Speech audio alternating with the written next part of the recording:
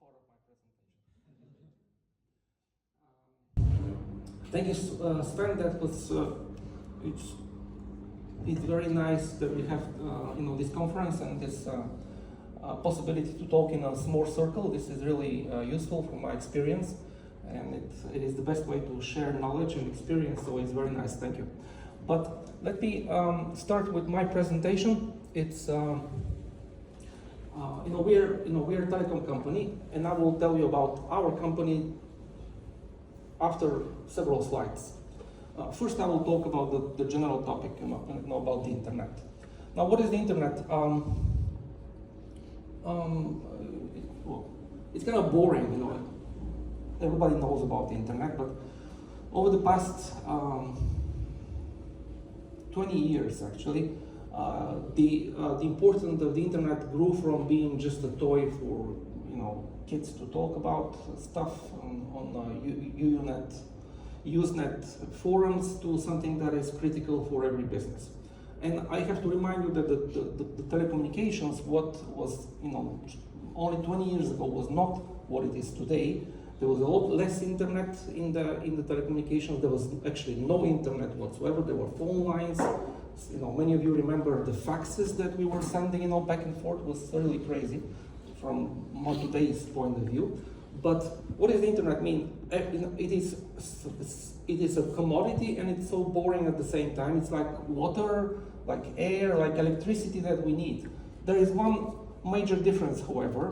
The internet is, if you wanna defend, if you wanna manage the risk of your electricity going out, there is a way.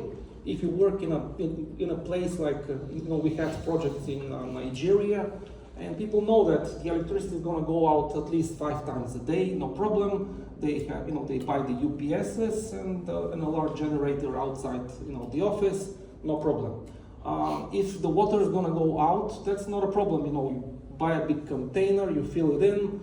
When you have to fill it in, check the quality of the water. That's it, and you have solved the problem. With the internet, you cannot buy a big container of internet and store it there so you can use it when you have to use it. It simply doesn't work. It's a connectivity, so if it goes out, if it goes out, it goes out. And my experience is we have a lot of stories, and I will share some of the stories with you just to entertain you, but at the same time give you an idea of how this thing is managed today. How do you manage the risk of having the proper connectivity and not failing when you really need it. First thing that I want to tell you is that it's not just you. Even the biggest companies in the world, they fail, and they fail badly. Now,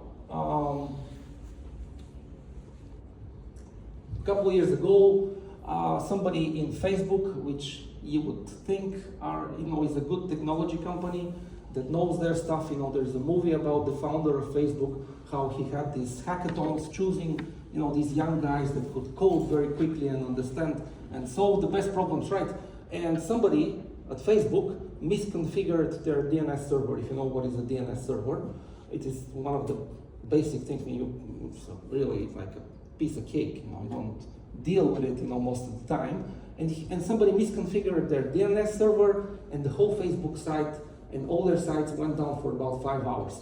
Now this is really, really embarrassing for a company like Facebook. I'm just saying it to show you that shit happens. Even with the guys that are the most competent, so to speak, in the industry. And I have also shown you here some numbers. If and they do from time to time go down, how much money they actually lose per minute, not per hour or per day. God forbid, they lose that much money in a minute. We used to have a customer that was calling me, or not always calling me, but he was sending me an email every time that their database server was down, and we were not responsible for their database services, but he was kind of looking for help everywhere. And the email was like this: we were down for 6 minutes, 26 seconds this time, and we lost $1,776. And I'm like, I'm really sorry to hear that. It only means that you have to put your focus where it is, where you really need it. So having said all these things,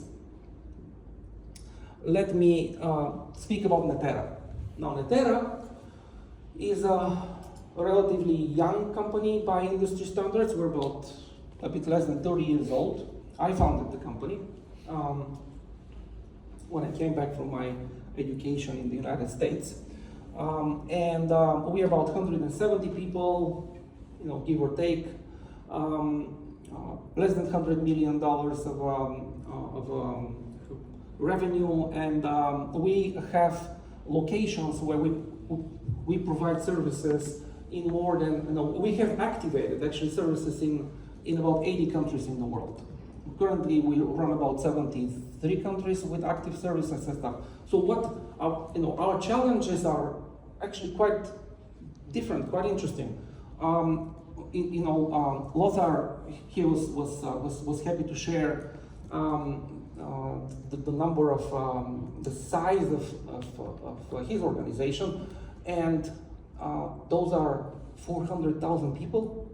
Now, imagine that you have to work with the same number of people, but they're not really your employees.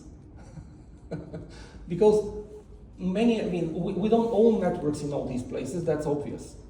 We work with the local telecom companies, from the largest incumbents to the smallest startups that decided to lay fiber in Sao Paulo, in this part of the city, and so on and so on. So we have to learn how to work with all these people and manage them with the proper processes internally, with the proper communication, and at the end of the day, make it all work. So this is us. This is what we do for a living. We have we provide in our price lists services in 145 countries as of today, and that much are actually already active, and that's our this is how our days go by. But let me go down to go back again and start talking about technology. Now, this is actually what we do. We do technology. We're experts in technologies, in telecommunications technologies, in this in that matter, and we help people by making sure that technology works for them. And again, this is the part about telecommunications, about connectivity from point A to point B, between your offices, between your factories, everywhere, and so on. So what are the technologies that are used to be used, and what are the modern technologies? You might be curious. I have to tell you something that is probably not a surprise to you, but the telecommunications industry is a very conservative industry. The technologies that we use were invented 100 years ago, and some of them are still in use. Does anybody still remember what is an SDH? Telecoms? Well, especially if you're in the finance industry, that's probably, I don't know if you're in the finance industry. No, okay. Well, you have an excuse to know that, but anybody else would know about that. This is actually one of the most reliable technologies that still exists in the telecommunications, and it's not used very much. Why is it not used very much? Because the so-called layer 2, like IP-based networks and stuff, are much cheaper to use, and the whole industry kind of moved in that direction for that reason. But there are a lot of things that are related with MPLS. If you've heard, these terms, VXLANs are, new stuff that came recently, but it's basically the same technology, layer 2 technology of moving packets back and forth. There were satellites. There are still satellites, so-called geostationary satellites that are sitting in. They're sitting in one place in the sky, and you communicate with that with these parabolic antennas that are fixed and they don't move. They're pointing in one direction. But the latest thing that just came probably 2 years ago is the low Earth orbit satellites. This is, while the geostationary satellites are sitting exactly 38,000 kilometers away from Earth. The low Earth orbit satellites are rotating faster. They're not fixed, like in the sky. They are rotating around the Earth, and they fly between 300 and 1,000 kilometers, which is a lot closer, which, by the way, solves one of the biggest problems of the geostationary satellites, that they're kind of far. And the speed of light, the packets that you're sending back and forth take up to 500 milliseconds to go back and forth. Sometimes, in some systems, have a problem with that. But the Starlink, which is one of those systems, not the only one, but the one that is operational right now, is interesting. First of all, because it works. I can tell you that there are many projects like that came up in the past 10 years, and people talking and spending a lot of money and billions of dollars in that. And this is the one of the few that actually works well. They have more than 6,000 satellites in the sky, which is more than the number of satellites the whole of the rest of the satellite industry owns, which is kind of impressive. No, you can admit. What else? There is not much else in terms of technology. If you are curious about something, you can always ask me. After that, I'll be happy to answer. Now, speaking about your problems, and if they're your problems, then they're our problems as well. So we always have to find solution. And I have tried to summarize, like to organize the typical problems that companies have with global connectivity. The typical problem is breach of contract. A lot of companies promise things that are, if they are not, they're not always lying to you. They intend to do the things, they are not always able to do it because of the sheer complexity of these global networks. They get promised, one thing, they deliver things that are completely different, and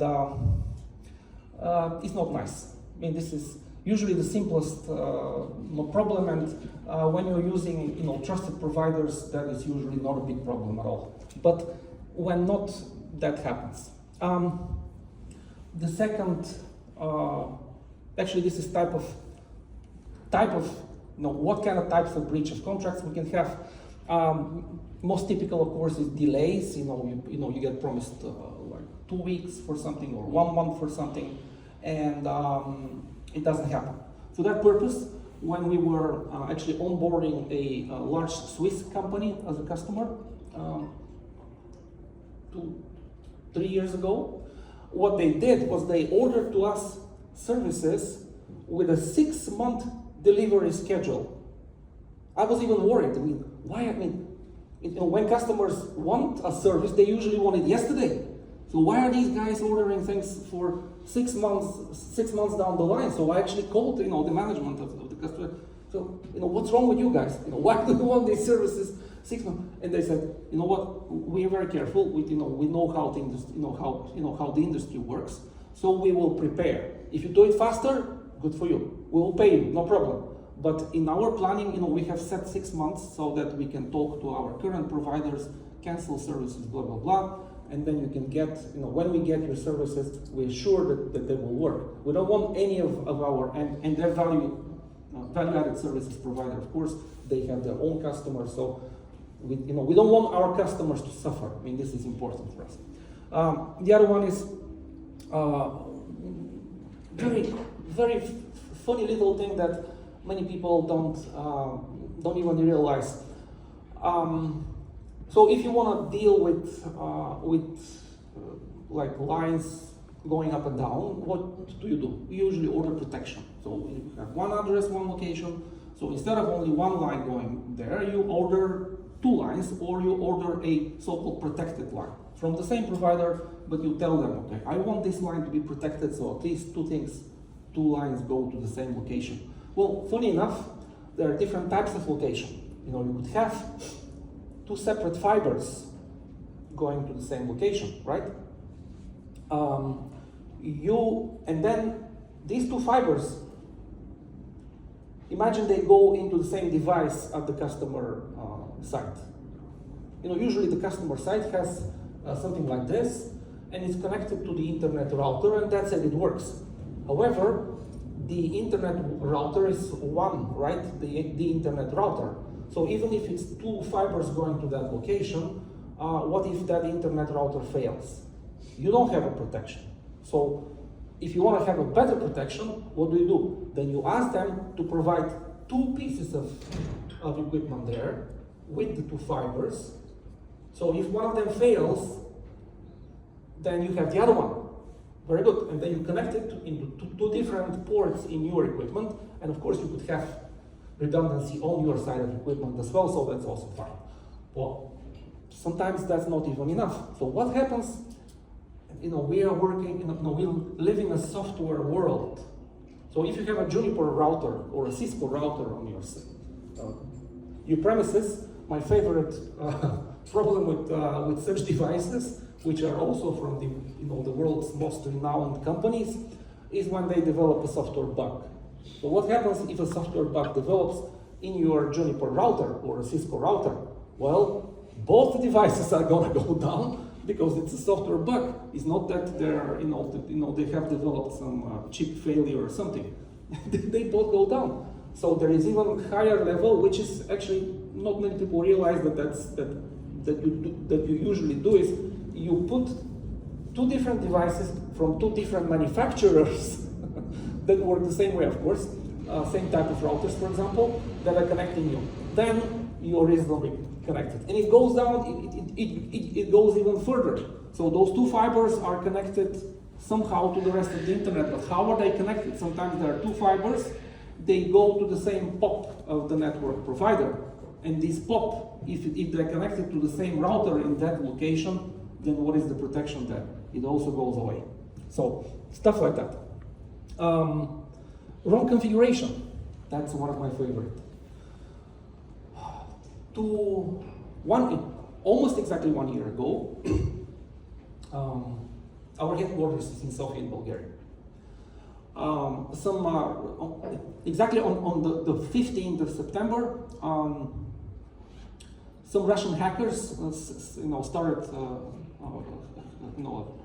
like cyber attack, cyber security attack against all the banks in Bulgaria, and they brought them down, or at least many of them.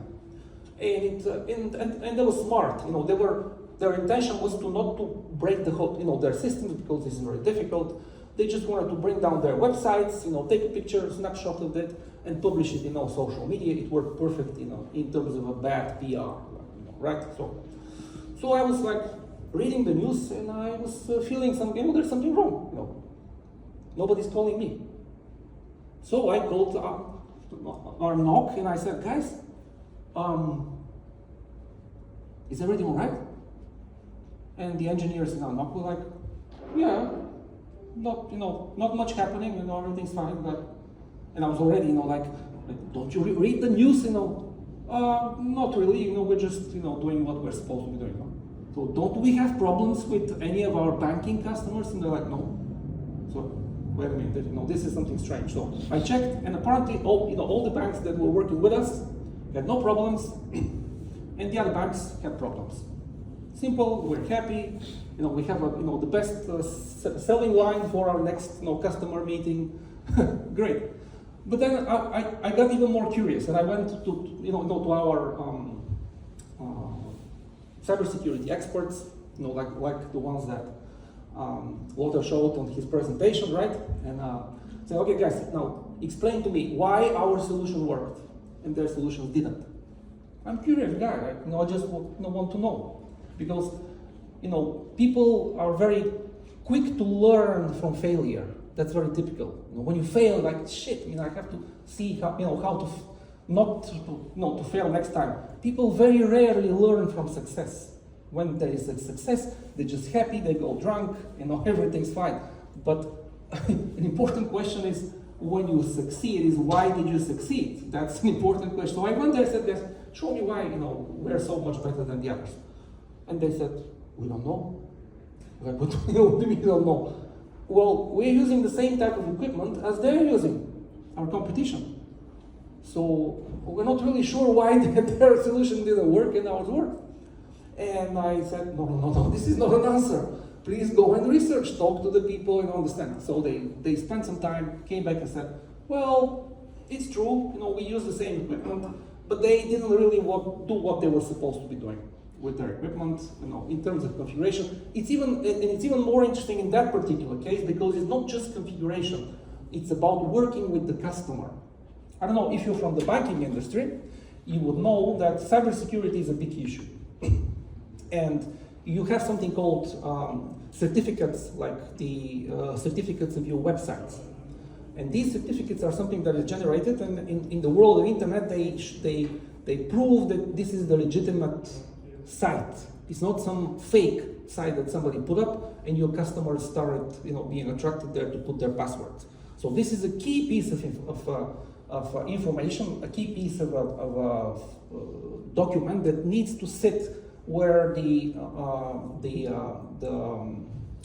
authorization of customers is done, and so on and so on. So what happens if a communication service provider like us wants to provide cybersecurity service? A cybersecurity service, by its definition, checks what kind of data is going your way, and if it's a malicious data, it filters out that data. If it's a proper data, it just let it through. However, with the certificates, what do financial institutions do? They establish encrypted connections with every single user. If it's an encrypted connection, how do you check if it's a malicious or not? You have no way. It's encrypted connection. So you cannot provide a cybersecurity service over encrypted service. You could do some kind of forensic analysis of traffic, but that's very weak. The real analysis is done if you have access to the actual data. So what we did was we persuaded our banks that in order for these cybersecurity services to work, they have to put the equipment in our data center, in the equipment where the internet is going through. If they didn't trust us, like some of the other banks, they would keep their certificates in their data room, in the headquarters of the bank. The communication service provider would try to do whatever they can without the access to these certificates, and they failed because it's technically impossible. So it's, the wrong configuration is sometimes not wrong in terms of how to configure the equipment. It's wrong in terms of how you work with your customer and provider. Well, unfortunately, this last thing happens more often than we would like to see it. I have been told over and over again that one of the things that distinguishes our 24/7 support, our network operating center, is that we have actually qualified engineers working there. And the opposite of that is you have people that are supposedly, engineers, but they perform what I call a therapist function.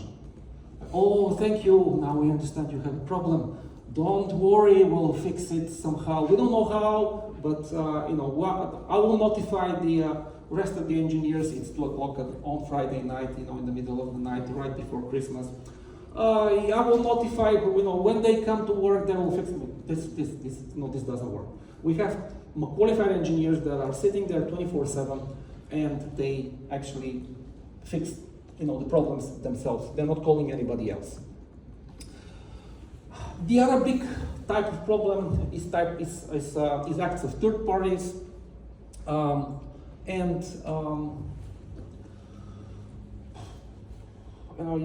it's hard to get saved, but to manage the risk of the big digging machine, showing up and digging out the fiber of your supplier at 9 o'clock on Monday, on the next Monday when they start their biggest project and stuff. But things like that happen. And the third one, which is also my favorite, is acts of God, which is different from third parties. But many communication service providers are trying to be a bit tricky. I have seen in many contracts when they try to define and bundle up together with the acts of God a third-party actions. Like, for example, fiber cut. Is a fiber cut force majeure or not? Because it's key. If it's a force majeure, then anybody, you as a customer, the communications service provider, has no response. I mean, it's not really responsible for that. It's an act of God. What can I do? That's it.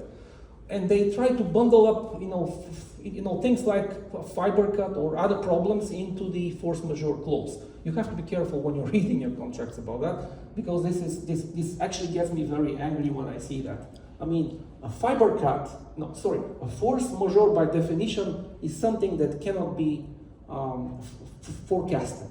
No, we cannot. It is entirely possible that a meteorite is going to fall down from sky and hit this hotel right now. Are we taking any measures to avoid that? No. No, we simply don't. We have decided that this risk we're not going to manage. If it falls, it falls. We were unlucky. That's it. But a fiber cut, is that something that is not possible to be forecasted? No. Fiber cut is the single most popular accident that happens in the telecom industry. So if you're a communication service provider, you have to find ways to manage that through the proper protection, to have the people on staff to fix things quickly, and so on and so on. So next thing is what can okay, you have done everything. You have read your contracts properly. We have checked all the check boxes.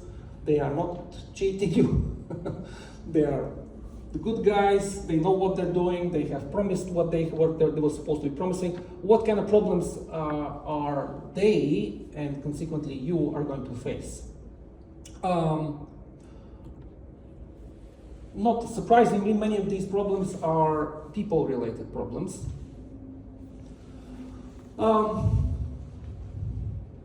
That's you have heard about this many times. It's like a bedtime story already.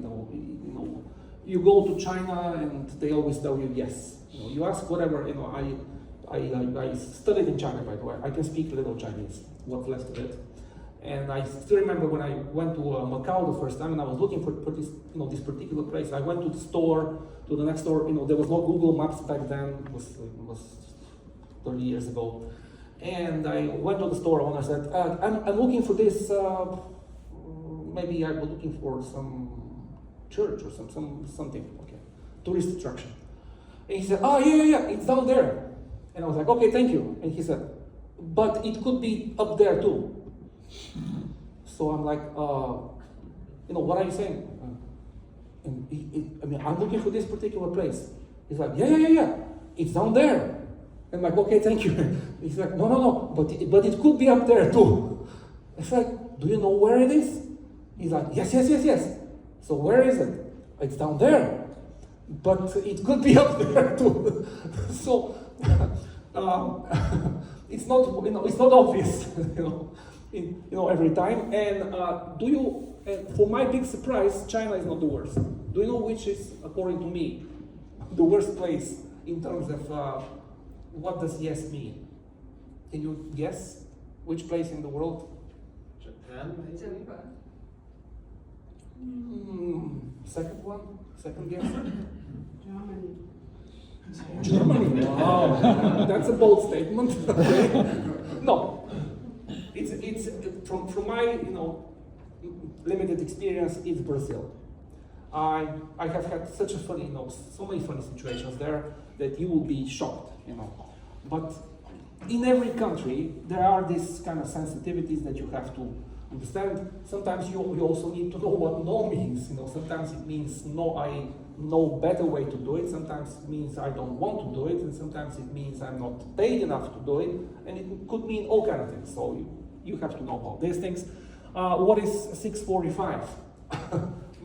One of my favorite jokes is, this guy was walking, he was driving through the backcountry in Mexico, and he reached this intersection in the middle of nowhere, and there is this guy sitting there. So he stopped, to say hi. So, hey, what are you doing here? So the guy says, I'm waiting for my brother. So he says, so since when are you waiting for your brother? Well, since 3 days ago. Yeah, he said that that he's gonna come this week. So I'm, here waiting for him. As of today, we have 3 installations that are waiting in Mexico, and I can tell you the joke is not even funny. Network freeze. Have you heard about network freezes? Anyone? This is when the communication service provider stops working. It says, in this period of time, it's our holiday. We are less staffed. People on holiday, blah blah blah. So we do so-called network freeze. We don't do any changes in the network, which is bad news for many of you because business doesn't stop, and especially during holidays, business tends to be actually faster in some industries. The question is, network freeze over which holiday? If your customer is in China, their big holiday is in February. This is the Chungjie, the Spring Festival. If your customer is in Saudi Arabia, guess what? It's not over Christmas. It's over a different period. In Jerusalem too. So at the end of the day, we have decided at Neterra we don't do network freezes. No, you have a need, you call us, we're gonna do it. And it's even more interesting. Many customers specifically request that the changes in network, changes in configurations, big changes are actually done exactly during the holidays for the same exact purpose. When they have less staff, when the risk of things going wrong is lower, so we actually work the most during holidays. One of the biggest projects that I have remembered with a fiber across Bulgarian and Romanian border were done on the 29th of December. Not because we wanted it that way, but this is how it actually happened with all the delays and all the stuff that we have to do. Sensitivities, that's another one of my favorite. I was listening a couple of months ago on this conference, and one of the biggest telecom providers in the world, like one of the top 5, was boasting about this new fiber that they're submarine cable and terrestrial cable that they're putting, going from somewhere in Italy, actually France, Italy, then the Mediterranean to Israel, then from Israel down south, and it will end up in the new city of Saudi Arabia, where they're pouring billions of dollars. So I listened very carefully, and I said, I have a question. He said, yeah, of course. I said, do you, as a company that is obviously investing a couple of $1 billion into this project, do you have a single piece of paper with both the Israeli side and the Saudi Arabia side signatures on it? He was not happy. He called me after that and said, you know what, don't ever ask any questions in my presentations. The world is what it is, and a lot of things happen. But we as people that are supposed to provide, and we are providing services in all these places, we have to be, and we are aware, and you should expect from us to be competent in those things. So yeah, I'm getting close to what I'm supposed to be doing with the information, and what is it that your communication service provider cannot do, even if they promise you. That's also important piece of information. One of it is 100% availability. If they promise you that, means that they at best they have good, or they have prepared a good risk management, and fiber cut management strategies and stuff, but it doesn't mean that it will never go down. Instead, what I recommend in such situations is to look and check, how fast they respond to problems, and you can check that. You can actually ask for statistics. What else? They may or may not be the best price offer that you have. Of course, in the world of business, finance is everything. You have to be careful about that. But sometimes, for the sake of winning a certain contract, companies would just undercut the price. That's not enough. The price of our services is cheap enough already, so you are probably not interested in just the price. You're probably interested in, in that service working 24/7. You should ask for references from other companies. You should ask for support of, what kind of technologies these companies is supporting, industry recognition and stuff. And to be more specific, I can give you some information about us, just to be to support what I'm saying. The average availability of our services for the last 12 months is 99.96, and those are in the range of tens of thousands of services that we support globally. Average availability of services that we do not guarantee quality, because there are such services, is 97%, more than 97.5%, and percentage services with availability that actually fell below 99, which is actually quite bad. In our case, is 0.6%. From the services that we guarantee quality, their availability is not 100%, unfortunately, but it's 99.89. So thank you very much.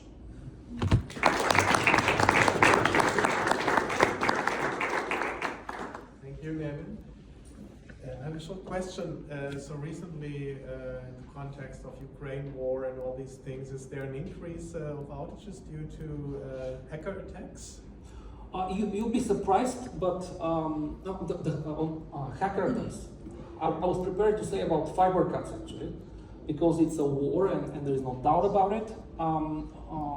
Funny enough, the number of fiber cuts that we have inside Ukraine, and we have services inside Ukraine, is not much higher than a normal fiber cut rate. No, I mean, which means that actually, because we had a cybersecurity seminar last year.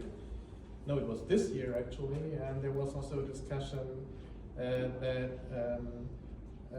infrastructure, digital infrastructure, which is being used by armies for the war, for example, by the US Army or by the British Army, is also a legitimate target for yes, of course even it is. under the rule of law, under international war law, if you like. So that's the background of my question, because this is really being discussed. It is, of course, and it's true. There is an increase of cybersecurity attacks from both sides, Ukrainian and Russian.